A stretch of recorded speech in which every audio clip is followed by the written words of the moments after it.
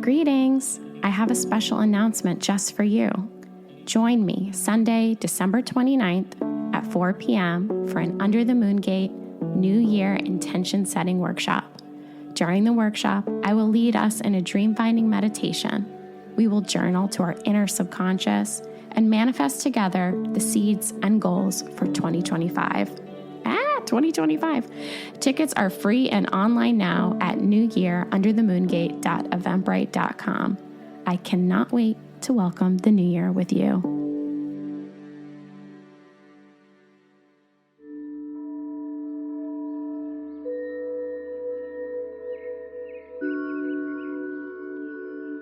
Welcome Under the Moon Gate. I'm Erin Bagwell, a developing intuitive medium, awakening witch, and documentary filmmaker. Today, my co-host Patrick Carolan and I are so excited to welcome Ilia Delio. Ilia is a Franciscan Sister, an American theologian, and a scientist with a master's degree in biology and a doctorate in pharmacology. During our conversation, we talk about why theology can't be taught without science, the origins of AI, and how we can use technology to get closer to ourselves. And of course, my favorite topic, witches. I especially loved hearing Ilia talk about the origins of love in the universe and how finding ourselves will help us stay anchored during times of chaos. You don't want to miss this conversation.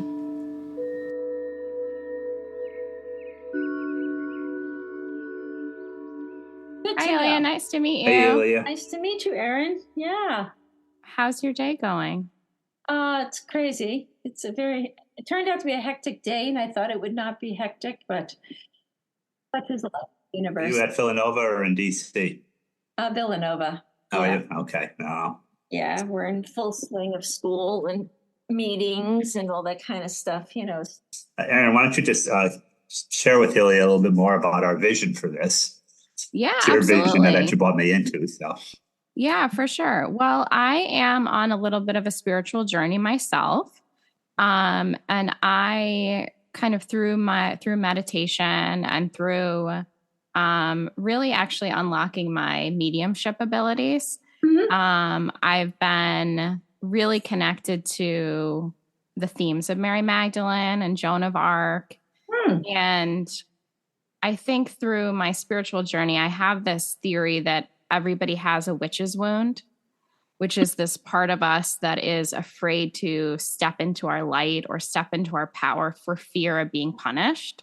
And so the idea of the resurrection of the witch is kind of this taking back and reclaiming of women, specifically their power that's been silenced. And what we've come to kind of learn from these conversations is that everyone has such an intense feeling about the word witch. It invokes so much, and some people find it to be like a feminist calling card, and then embrace it. And some people, think it's scary and it's evil and it has something to do with the devil. And some people, people are very, it feels like a hot and cold button issue. And so I'm really interested in kind of reclaiming the word and kind of digging deep into why perhaps we fear these women who are persecuted and not the cultural constraints or men or governments or religions that put them to death. So that's kind of the exploration of the film. Oh, that's interesting, Ellie. You're right, because, in the Middle Ages, like Marguerite Porete and some of the women, the mystical women of the High Middle Ages were considered witches, and you're right. So they were considered a threat because they were free and, they lived out their own spirituality and kind of defied church authority, or just didn't pay any attention to church authority and, followed where they felt God was calling them in their lives. And they were burned at the stake. I think in our modern era, if I hear witch, I think of the Wizard of Oz, the Wicked Witch of the West. You know, and then you grow up with that image, But it's interesting you don't think of Galinda because she was also a witch. She was the good witch. True. And she doesn't stand out, right? Because the Witch of the West, she had that really irksome voice, and then that whole outfit, black. And then she always reminded me of my mother's eldest sister, my Aunt Teresa. So it was like, so witch talk, it was really like all wrapped up in that thing. But it is interesting. I know there's a lot of scholarship coming out on witches and stuff. But I guess, it'll be interesting for your film, because I guess I wonder, is there does the word witch captures for you then something particular that cannot be replaced by another word, or the meaning that's been encompassed there is not easily transferable to any other kind of word that would be descriptive? Is that true? I think there's something to it being fear-based too, because I think the word has a lot of power. Mm-hmm. Yeah. And not to say you couldn't use another word to describe yourself, but there is something about that one that evokes a lot of, I think that's why I like it, because it feels controversial.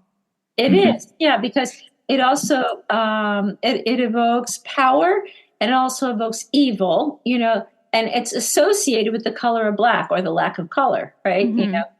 Yeah, the reason that witches wear black actually is because it's all of the colors of the rainbow combined. So they're using all of the colors of protection. And at the time, women who wore black were considered to be kind of higher upper class, because it was really hard to get the dyes to mix in those really dark colors. And another kind of color theory fact that I just learned is that the reason that the Wizard of Oz, the witch, our classic witch, was painted green is because it was one of the first Technicolor films.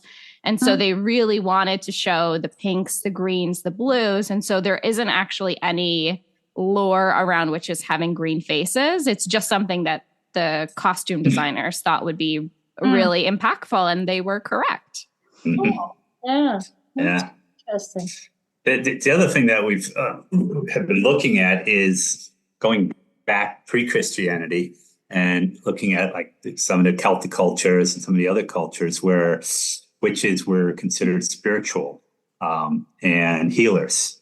Yeah. And it's an interesting thing I discovered in looking at the Viking culture a little bit, and how women were treated in the Viking culture before Christianity, and then how they were treated after Christianity. And women were treated as equals before Christianity. And they could own houses. They could, they could go off and fight. They could do all that. Everything a man could do, a woman could do.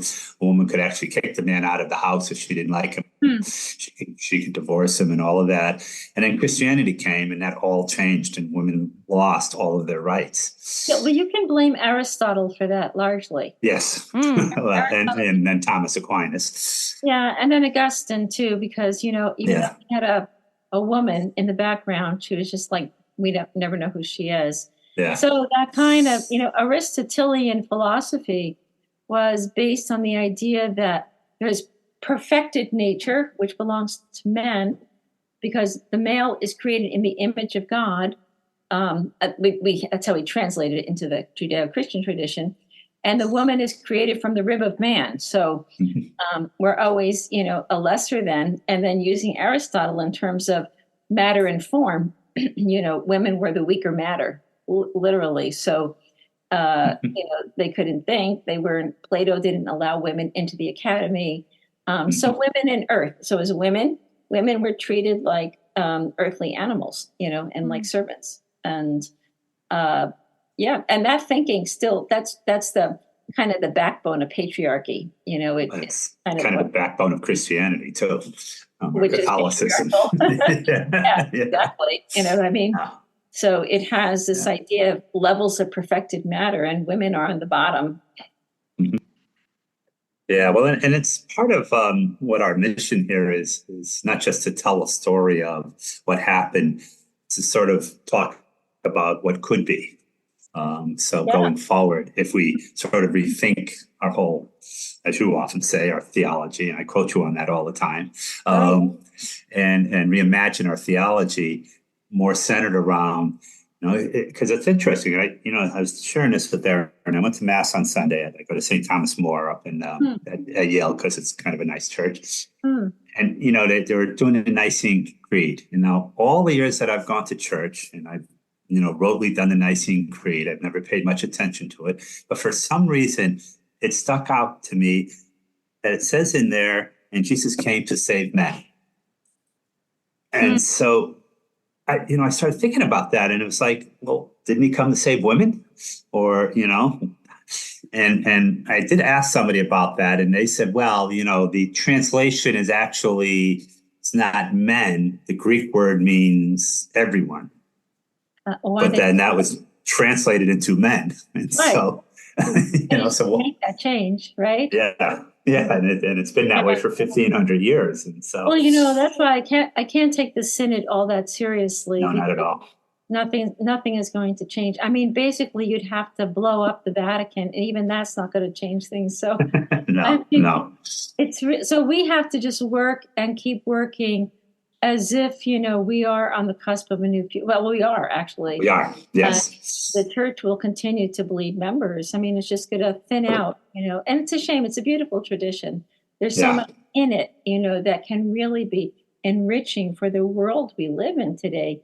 But it can't stay with these ancient philosophies and metaphysics. I mean, people don't, we're on to cyborg life and transhumans and, posthumans and androids and, and we're worrying whether or not we should allow women to the altar.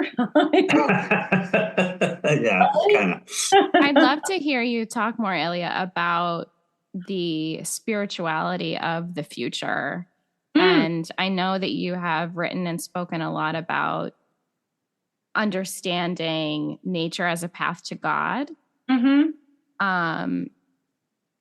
I'd love for you to expound upon that. And then I also just had another little thought about, actually, let's start there and then we'll tease it out.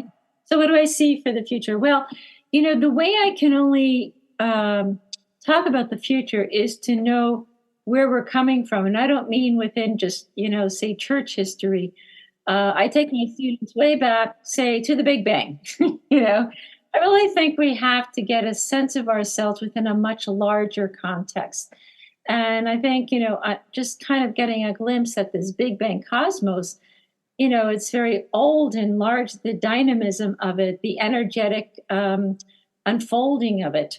And so something's been going on here for about 13.8 billion years. And so this alone should, give us just a glimpse of hope. But then here on Earth, in our little planet, which is about 4 billion years of biological life, and from the smallest, just the beginnings of is sort of sulfurous chemical rocky stuff that began in the core of the Earth, and then over time, just kind of emerging into cellular life and multicellular life and bodies, and then ultimately to four-legged, then to two-legged, and then all the different species that have preceded us. So here on Earth, we're coming out of a long, long lineage of hominid life.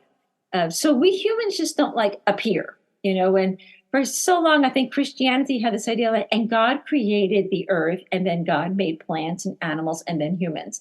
And it's too simple. I mean, that's just a myth to tell us that this power that we name God works in a kind of slow unfolding way. It's not a magic act. So you ask yourself, well, so 4.1 billion years, how is it we've had 5, great extinctions? I mean, massive extinctions on this earth, largely due to climate change, by the way, where we've had massive loss of species, plant life, natural life.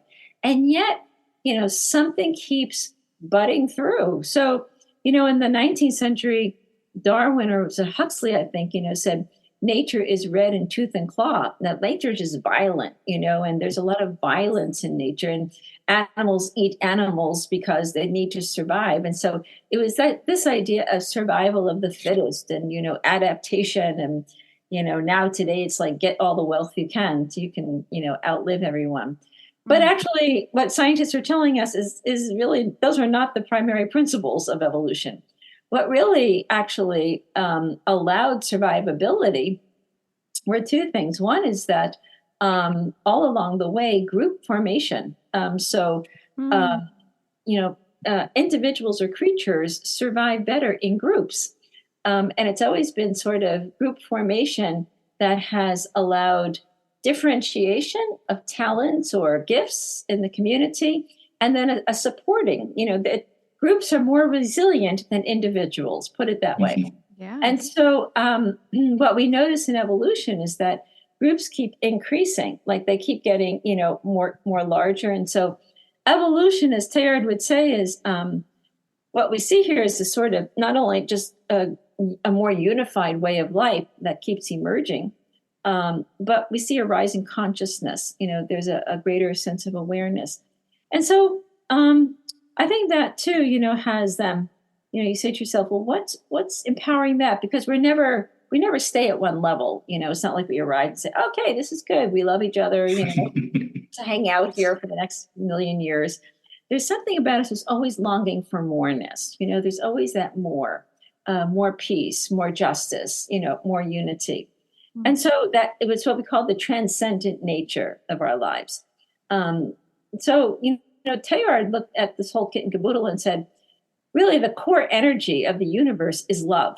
And he spoke of love as a unitive energy, like it's an energy present in everything.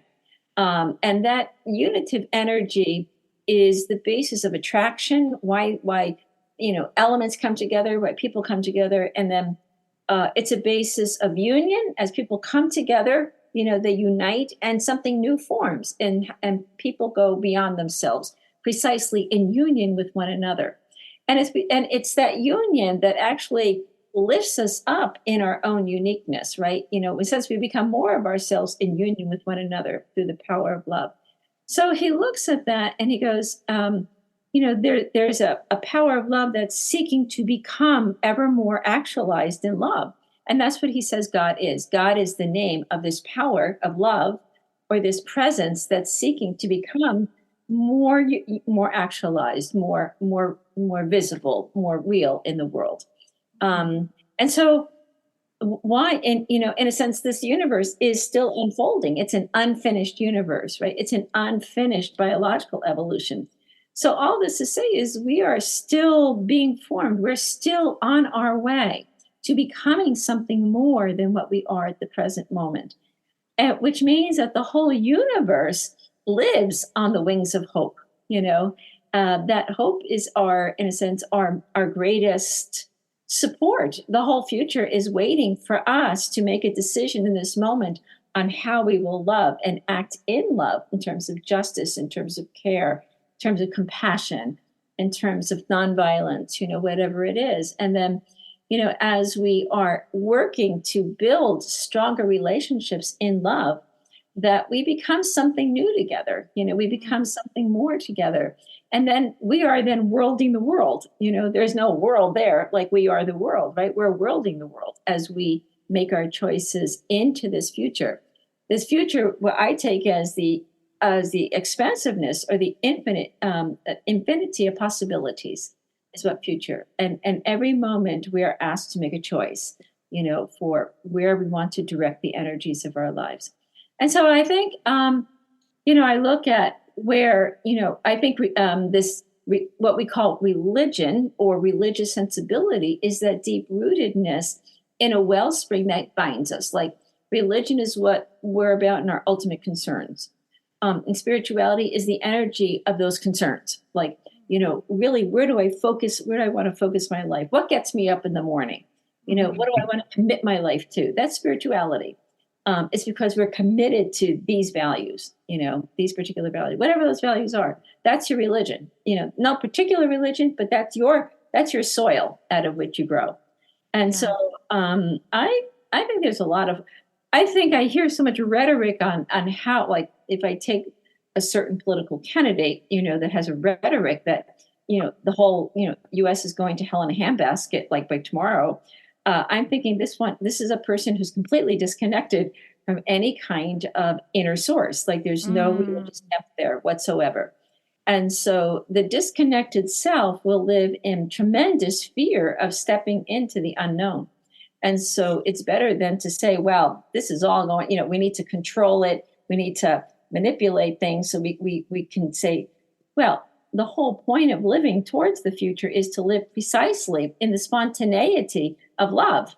And love does not have any kind of, it's not like, it's not a computer. It's not an it or bit. Love lives always in the interstitial space of relationships.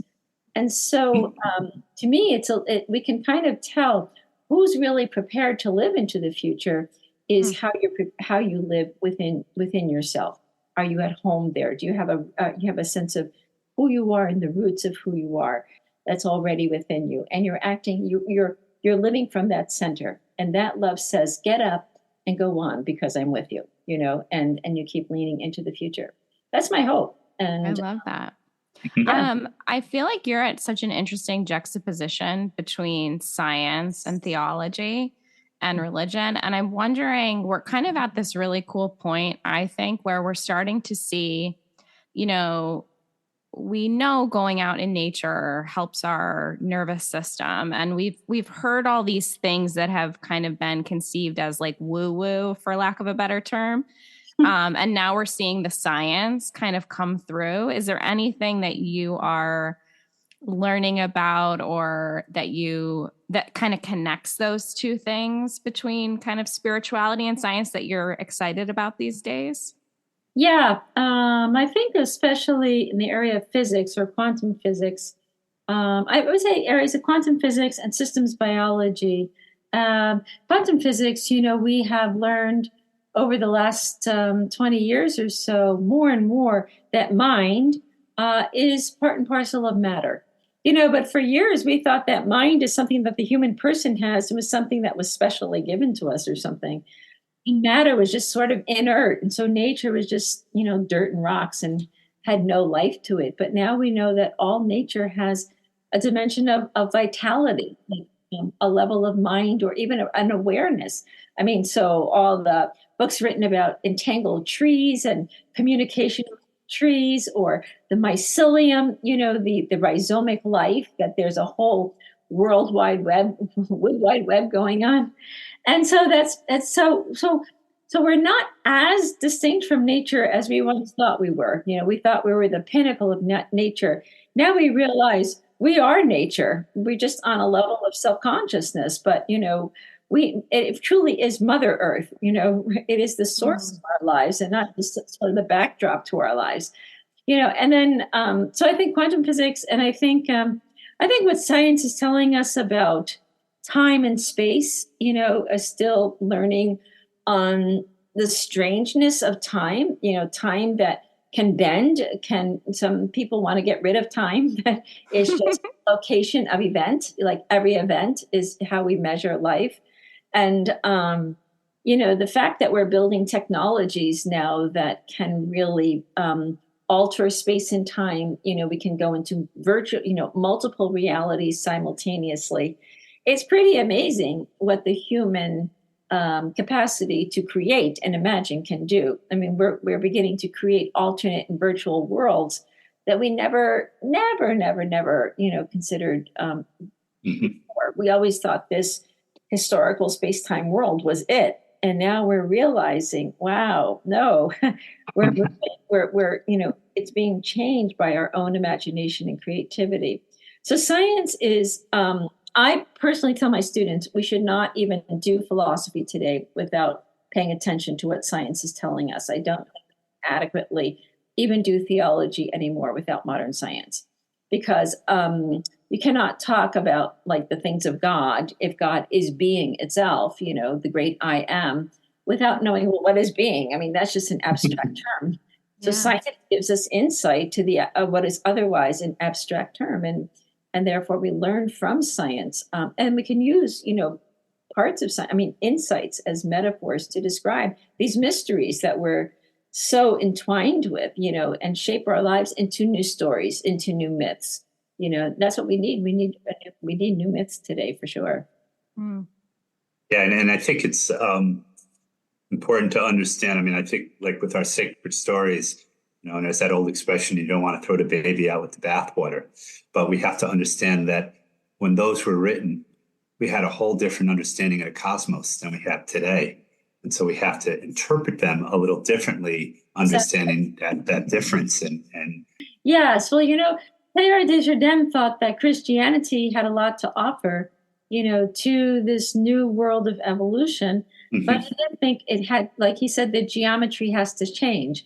We have to rethink it or refit it now to the world we now live in. Yes. And so he did kind of revisit some core doctrines on, who God or what is God and what do we mean by, salvation and where are we going in this whole kit and caboodle, So it's all there. And I think Christianity does have a lot to offer to help create a new narrative, but it does have to be able to let go of certain things. Let go, yes. Yeah. Yes. I mean, in order to have a resurrection, you have to have a death. And so, yes.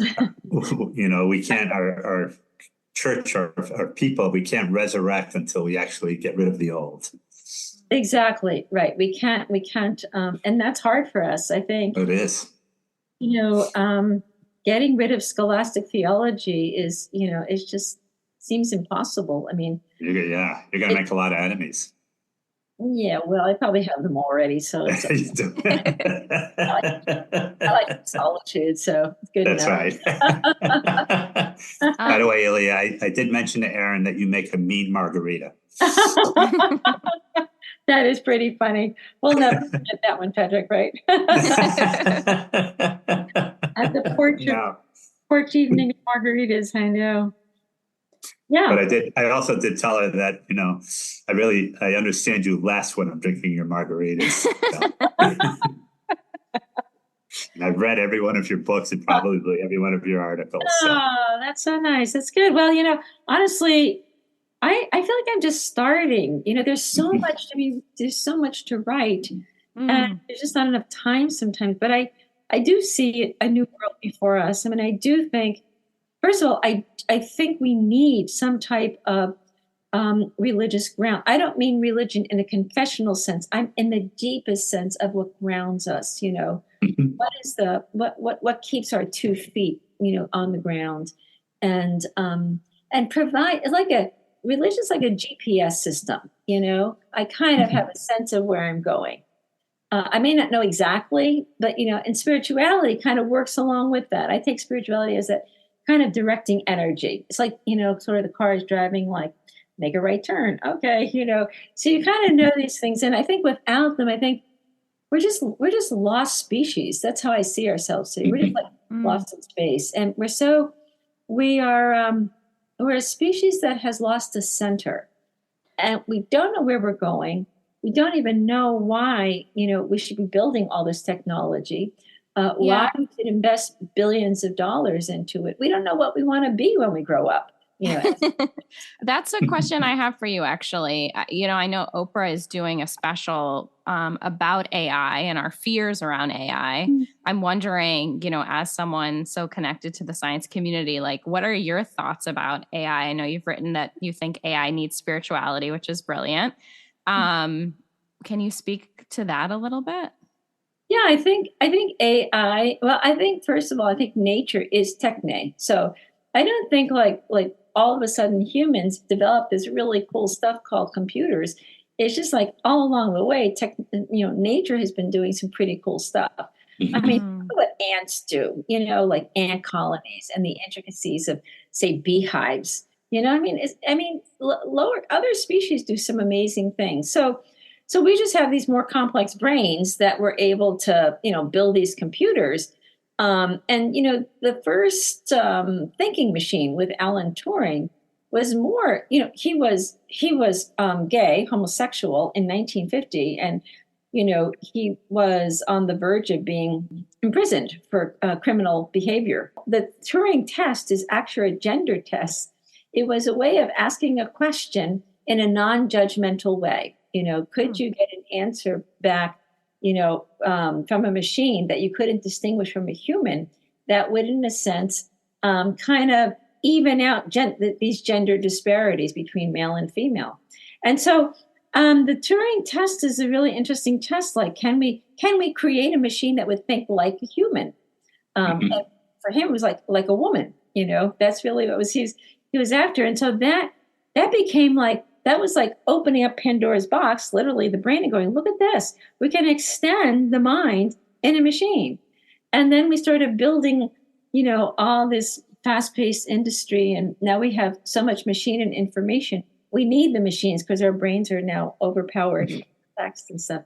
So where are we going, technology? I've never seen it as it's not a threat unless we ourselves make it threatening.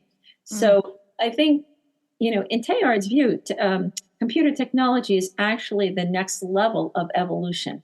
It's exactly what you would anticipate if you're following his paradigm, that consciousness is increasing, as complexity rises, which means that science alone cannot fulfill what we're oriented toward. That's why AI without religion is a blind trajectory, or AI without spirituality is just a blind trajectory.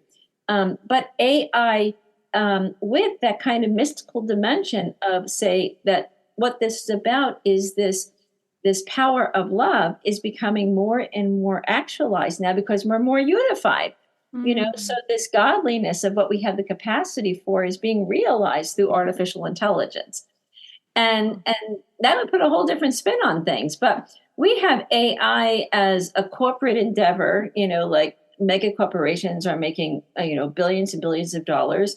We have it as the, imagination of zealots like Elon Musk, who want to do some really wild things. And so we're very frightened by it because we're so disconnected ourselves from what this word God means for us in our lives, or what this word God may mean in the whole kind of evolutionary movement of the world, that we can't even imagine another side of AI. When I tell like scientists or technologists, like, religion and evolution belong together, they're like, what? Like I'm doing a course right now on technology, religion, and evolution, and my computer science are having a really hard time. Around like, what is she talking about? Like we just work with, ohm potentials and circuits and stuff. What does this have to do with God? And so it's really, we have to challenge science. I think one thing we have to try to challenge is scientism, that science really has all the answers and it's really going to solve all our problems and it's going to give us the happiness we long for. Absolutely not. Science is simply, science. It just measures things. It tells us how things work. But we need other things. We need religion. We need the humanities. We need English. We need history. We need philosophy. Art. Absolutely. We need to breathe, right? We need to breathe in our embodied personhood. But we're somehow we're so kind of off base, and I don't know why we've made this so difficult for ourselves, because I don't think it's that difficult to conceive. It really is one large picture. If you can imagine a giant person, like the whole universe is like one giant person in formation. Like imagine the whole universe is just one large person. Well, as a person, you cannot grow just by your, say, 3 trillion neurons, because, or you have so many blood cells. You need other things. You need food. You need friends. You need nourishment.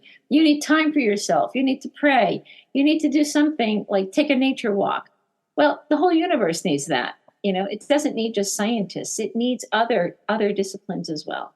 So I don't think AI is a problem because we have made it a problem. It's fearful because we're fearful of ourselves. Yeah. Which in some regards is the same story with women and witches, because they're a problem because we've made them that way. Absolutely. And we're doing to AI the same thing we did to women. We are. In fact, now they're building sex bots and robots, and one thing I do is I assign movies. So tomorrow we're going to talk a little bit about the movie AI. Robo boy David, looks just like a little human boy, but he's a robot, and the whole movie is about David wanting to become a human, that he can hear the words "I love you," like to be able to receive love. Which the whole movie is about what distinguishes the human person. It's not our scientific knowledge; it's our capacity to love and to be loved. That's it. And I have a real right-wing question or a right turn question. What are your thoughts about like aliens and galactical energy? Have you Oh, I think we're talked actually, about? oh yeah. So, I mean, I've actually written on this. Okay, yes, Oh, share, yeah. please. I'd love to hear. Yeah, because consciousness continues to rise in the universe, right? That is, Mhm. consciousness is perhaps the best marker of the evolutionary life. And so obviously consciousness is not going to stop at at the level of Homo sapiens or human level. Sure. That even the pursuit of AI is a way of extending or enhancing consciousness. And therefore, I think building artificial intelligence is not too much different from building technology that can explore space or intergalactic life. Hmm. So I anticipate, in fact, there is evidence that there is, some signs of life on one of the moons that surround. I think it's the planet Jupiter.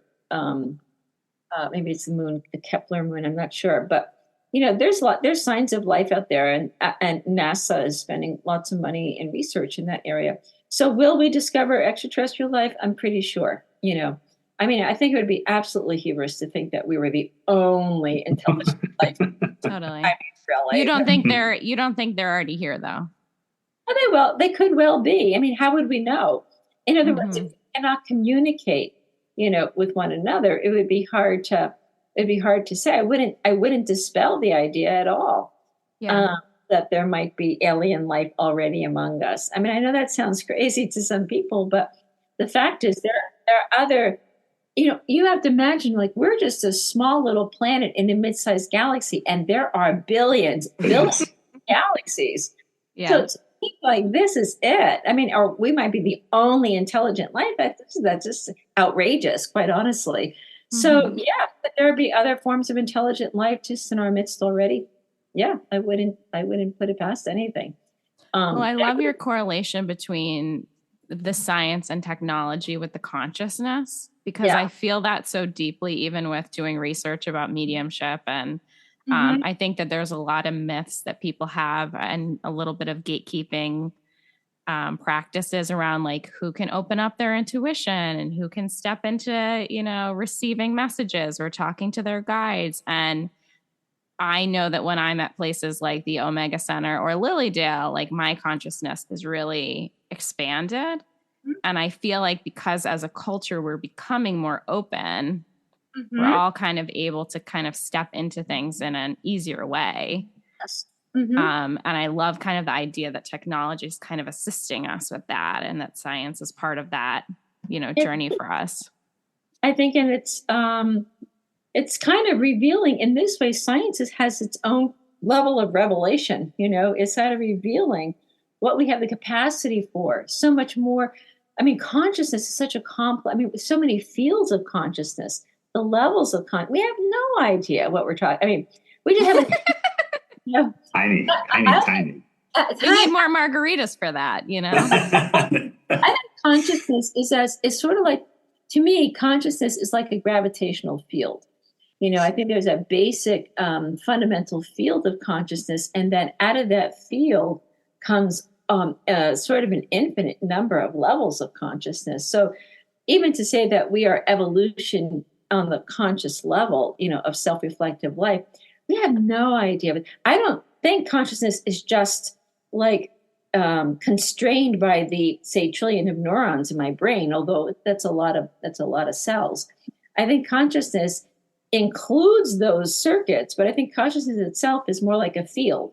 So we're living in Yeah. fields of awareness on different levels. It's really complex, and others have done much better thinking on it than I have. But my intuitive side, says that it's maybe the most fundamental and important thing about what we're about is conscious life, and we will always search for more conscious life, which means I Mm. don't think life on Earth by any means is the last straw, the last note.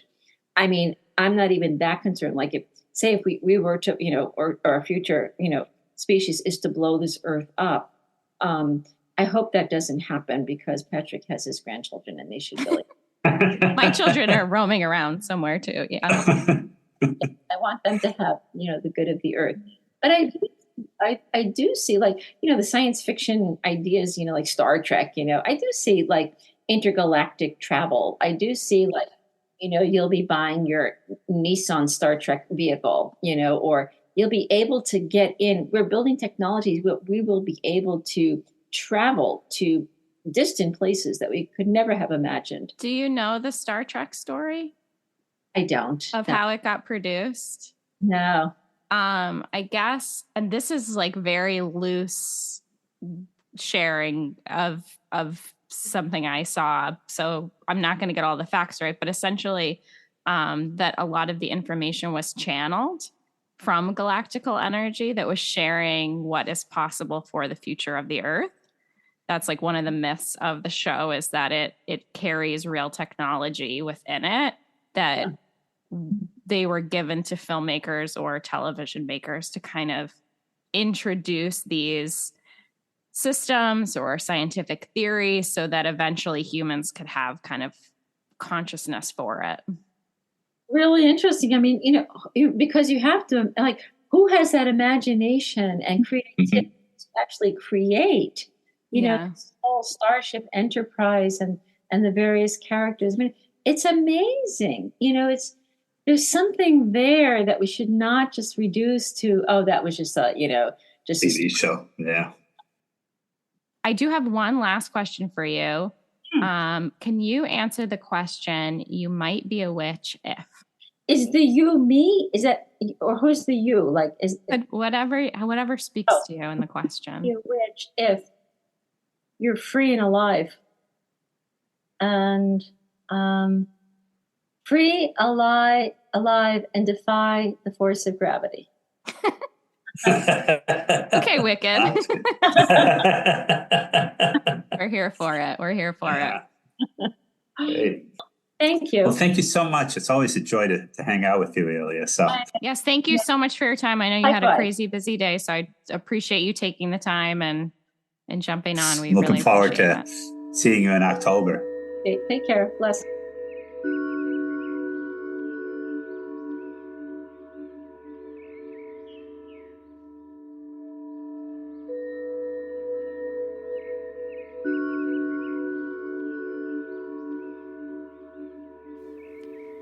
Under the Moongate is produced and hosted by me, Erin Bagwell. To get episodes delivered to your inbox and get access to over 50 bonus episodes, join me as a paid subscriber on Substack at underthemoongate.substack.com.